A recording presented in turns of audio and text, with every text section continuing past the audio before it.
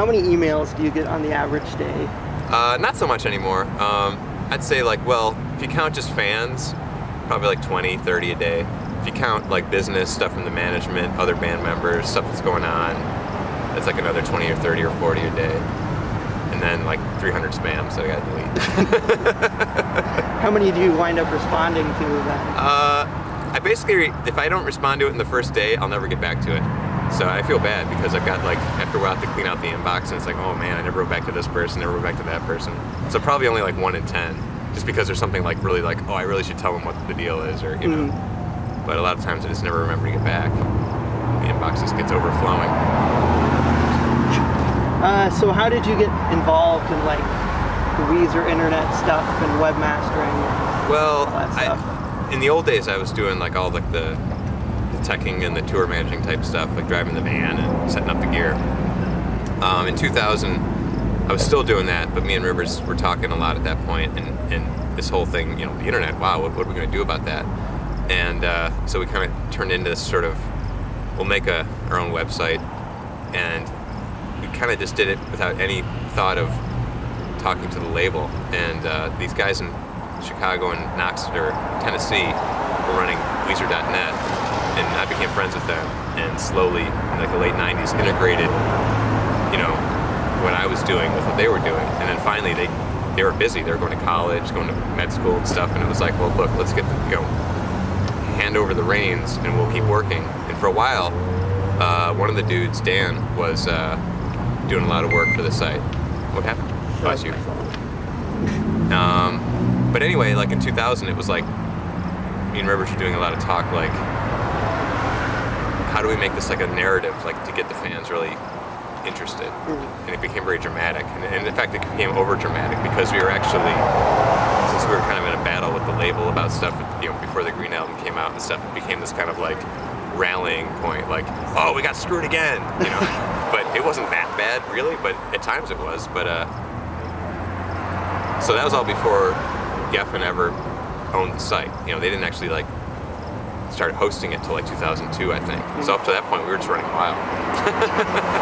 So how have things changed now, like, since they do host the site? Well, technically, for a while it was fine. Like, we didn't change anything. And then it got like, hey, we're introducing this whole new system, this and that, and it just got really difficult to just up and do something really spontaneously. It's getting better now, though. Like, they finally gave me some better tools and stuff, so it's getting a little better. But they were never like, you know, negative.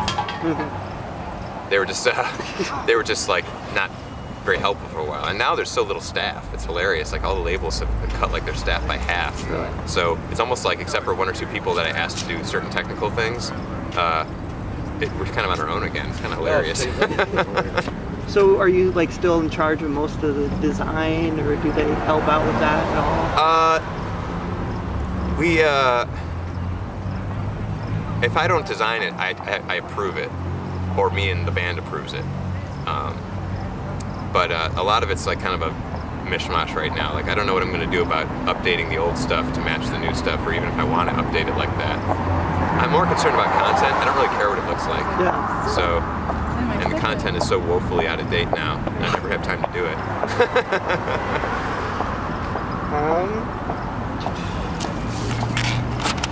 Page 2. Page 2. Okay, a lot of like fans on the message boards have been pretty negative, like so far, about like Scott, Brian, and Pat's contributions. Like, do they hear a lot of that, and how are they taking it? Do they care at all, or? I think what happens is they see the response in the shows, and they realize that the people that are making those comments are generally not at those shows, because the people at the shows are for the most part, really enjoying it. I mean, I can see it too. So I think there was some concern originally, like you know, geez, these, you know, what happened to our fans? Are so mad. But you know, you go to these shows, it's like you don't see that reaction. I mean, people are freaking out. Yeah. And it sounds really good. It really does. Like, and I wouldn't say that if it wasn't true, because I don't like stuff that doesn't sound right. You know, like, if it feels wrong, I tell them. But at least since the end of Japan and the start of America, it's like, it's been really coming together. like whether or not you like it abstractly, you can't say they're doing a bad job, because they're not. They're doing a great job, and it sounds good. So, you know, and the fans are responding in the audience to that, and I think that's more important than what somebody reading about it or reading somebody else's comment about it thinks. You know, it's like, I'm sorry they don't like that, but come to a show you might think differently. You know, that's my attitude.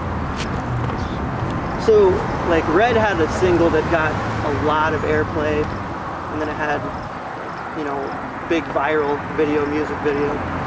But then, like, from the numbers I've seen, the sales weren't, you know, quite that great. And what do you think? Why did that happen? I think it's a lot of it to do with the record industry in general. I think sales are down across the board everywhere. And we don't have a Beverly Hills on this album. I mean, Pork and Beans is a big modern rock hit, but Beverly Hills was a big, like, pop hit. And pop hits tend to have a lot of impact as far as sales go. But now, that was 2005. I don't even know in 2008 if that's true. Like, these days, you sell a lot of songs on iTunes. You know, if you're gonna have a hit. In 2005, you still sold some CDs because of that. So, you know, Make Believe sold 1 million CDs, and I think a lot of that was because Beverly Hills was like a #1 iTunes song for like a month and a half or whatever that summer. And Pork and Beans was good on iTunes, but these days it's like, I don't know, man. The only people that sell 1 million records are like certain rappers anymore. I mean, you have to just have a phenomenon. You know, a huge album isn't. It's like a third of what it once was as far as what you can sell. You know, I mean, that Lil Wayne record that sold 1 million a little while ago, and everybody was like, wow, you know, he's the best-selling album. That's the best-selling album of the year. It used to be like an $8 million copies would be the best-selling album of the year. It's just down that much. So, I mean, I think the Red Album will go gold maybe by Christmas for Lucky, but you know, that's called success these days. I mean, it really is. I mean, I don't know what to tell you. That's just the way it is now. So what do bands and labels need to do to adjust to that so they can still, you know, make money? I don't know. I mean, living. Labels hate iTunes sales because they don't make as much off them, and people pick and choose their songs. So they get hurt like that. I mean, bands pretty much can't count on album sales to make any money anymore. They can't.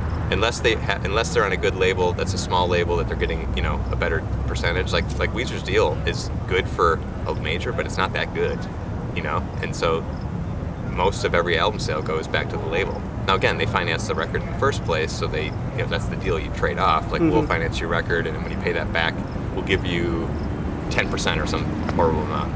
But you know, if you're on Barsook or some cool label like that, obviously you're going to get a much better deal, and a lot of those indies now have good distribution too. But they're getting hurt too. I mean, you know, there's only so many people that are like, I like CDs, I like albums, I want to buy this stuff. A lot of people are just like, oh, I like that song. Oh yeah, I got it for free. I guess I'm done now. You know? And I don't know what they can do. I mean, I think labels are going to shrink even more, get hurt even more, and it's going to be a lot of little indies, you know, and a lot of bands that are doing things their own, you know, having their own label or getting on a small one and just having way more control over that. And I think as far as bands go, it's all about, you know, you either tour, you sell merchandise, you sell ringtones, you get your song used in advertising. That's how you make money now. I think that's how it's done. You covered my next question. Cool. All right. So right on that. Good job.